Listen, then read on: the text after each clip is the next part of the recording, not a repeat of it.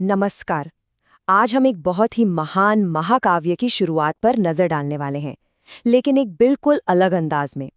इसे एक धार्मिक ग्रंथ की तरह नहीं, बल्कि एक ऐसे साइकोलॉजिकल ड्रामा की तरह देखेंगे जो एक बड़े युद्ध के ठीक पहले शुरू हो रहा है।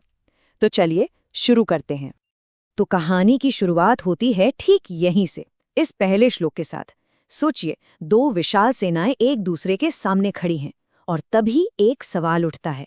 एक ऐसा सवाल जो पूरे महाकाव्य की नींव रख देता है। और जरा इस पे गौर कीजिए, राजा कैसे अपनी सेना को मेरे पुत्र कहता है और दूसरी को पांडु के पुत्र। बस ये छोटा सा फर्क है ना, यही आने वाले भयंकर संघर्ष की पहली दरार है। ये महज एक सवाल नहीं है, ये तो हमारे पहले किरदार नेत्रहीन राजा धृतराष्ट्र की आत्मा में झांकने का एक दरवाजा है। उनका जो शारीरिक अंधापन है ना, वो असल में उनके अंदर के अज्ञान और अपराध बोध का एक प्रतीक है। और ये सब कुछ उनके इस एक सवाल में साफ झलकता है। इस कहानी में युद्ध का मैदान सिर्फ एक जगह नहीं है, वो अपने आप में एक किरदार है। इसका नाम ही इसके दोहरे मतलब को हमारे सामने रखता है, और ये आने वाले संघर्ष का एक आईना है। देखिए, युद्ध भूमि का नाम दो शब्दों को मिलाकर बना है। एक है धर्मक्षेत्र यानी धर्म का मैदान, और दूसरा है कुरुक्षेत्र मतलब संघर्ष का मैदान। ये नाम ही हमें शुरू में बता देता है कि ये जो बाहरी युद्ध है ना, ये असल में हर इंसान के अंदर चल रहे सही और गलत के बीच की लड़ाई का प्रतीक है। तो चलिए मिलते हैं हमारे पहले किरदार से, राजा धृतराष्ट्र। देखिए, उनके नाम का मतलब है जिसने राज्य को धारण किया है, और उनका अंधा होना, ये दोनों ही चीजें एक गहरे आध्यात्मिक अज्ञान को दिखाती हैं।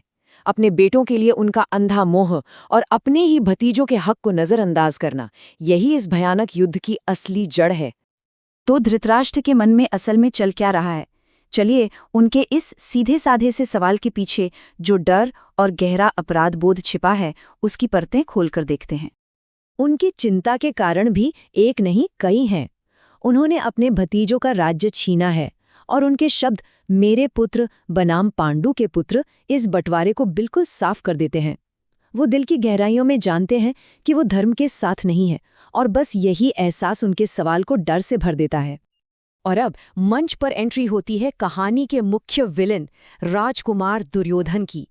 वो आत्मविश्वास का एक मुखौटा पहनकर आता है, लेकिन जैसे ही उसकी नज़र युद्ध के मैदान पर पड़ती है, ये मुखौटा चटकने लगता है। जैसे ही दुर्योधन पांडवों की विशाल और एकदम अनुशासित सेना को देखता है, उसका सारा आत्मविश्वास डगमगा जाता है। बस उस एक पल में उसका अहंकार डर में बदल जाता है, और हमें उसके असली रूप की पहली झलक मिलती है। इस बहुत ही नाजुक मौके पर दुर्योधन सीधा अपने गुरु द्रोण के पास जाता है। पर यहाँ सवाल ये उठता है, क्या ये सच में सम्मान दिखाने का तरीका है, या फिर अपने डर पर काबू पाने की एक बेचैन कोशिश? ये तो मनोविज्ञान का एक क्लासिक केस है। जब कोई इंसान डरता है, असुरक्षित महसूस करता है, तो वो अक्सर अपनी ताकत का झूठा दिखावा करता है, दूसरों पे इल्जाम डालता है और अपने से बड़ों से सहारा मांगता है। दुर्योधन की हरकतें इन सभी लक्षणों को एक एक करके दिखाती हैं। चलिए अब दुर्योधन के शब्दों का विश्लेषण करते हैं। जरा देखिए कि कैसे वो अपने गुरु द्रोण को भड़काने और उनसे अपनी मर्जी का काम करवाने के लिए बड़ी होशियारी से चुने हुए शब्दों का एक जाल बुनता है। दुर्योधन यहाँ एक बहुत ही चालाक मनोवैज्ञानिक खेल खेल रहा है। पहले तो वो दुश्मन की सेना की तारीफ करता है, जो असल में द्रोण की शिक्षा पर एक ताना है। फिर वो द्रोण को याद दिलाता है कि दुश्मन सेनापति तो उन्हीं का शिष्य है, जिससे उनके मन में एक अपराध बोध पैदा हो। और आखिर में वो धृष्टद्युम्न का नाम लेकर सीधा द्रोण के सबसे बड़े डर पर चोट करता है।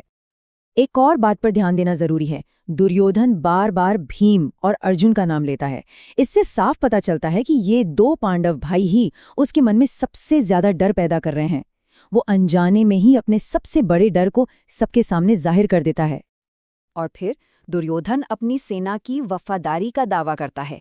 वो बड़े गर्व से कहता है कि वो लोग मेरे लिए अपनी जान देने को तैयार हैं, और उसके इन शब्दों में एक भयानक सच्चाई छिपी है, क्योंकि युद्ध के आखिर में ठीक यही होता है।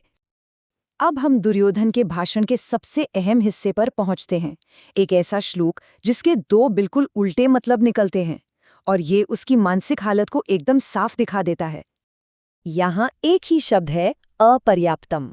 कमाल की बात यह है कि इसके दो मतलब हो सकते हैं, एक असीमित और दूसरा अपर्याप्त। और बस ये एक शब्द दुर्योधन के मन में चल रहे पूरे तूफान को सामने रख देता है। क्या वो सच में सोच रहा है कि उसकी सेना को कोई हरा नहीं सकता, या फिर कहीं अंदर ही अंदर वो अपनी हार पहले ही देख चुका है?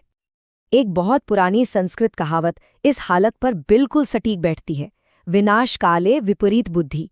मतलब जब विनाश करीब होता है तो बुद्धि उल्टी दिशा में काम करने लगती है। विनम्र होने की जगह अहंकारी इंसान और भी ज्यादा घमंडी हो जाता है। दुर्योधन का ये झूठा आत्मविश्वास उसके आने वाले पतन का एक साफ इशारा है।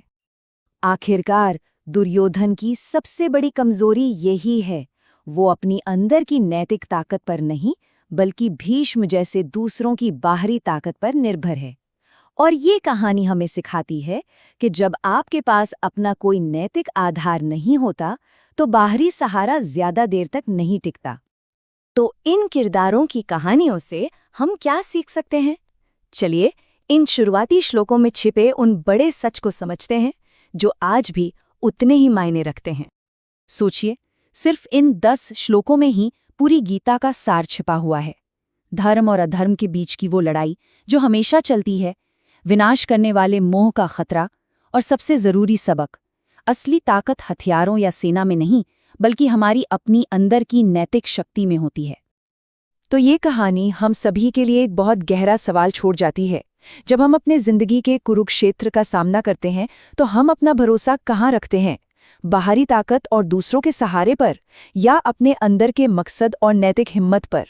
इसका जवाब ही हमारी जिंदगी की दिशा तय करता है।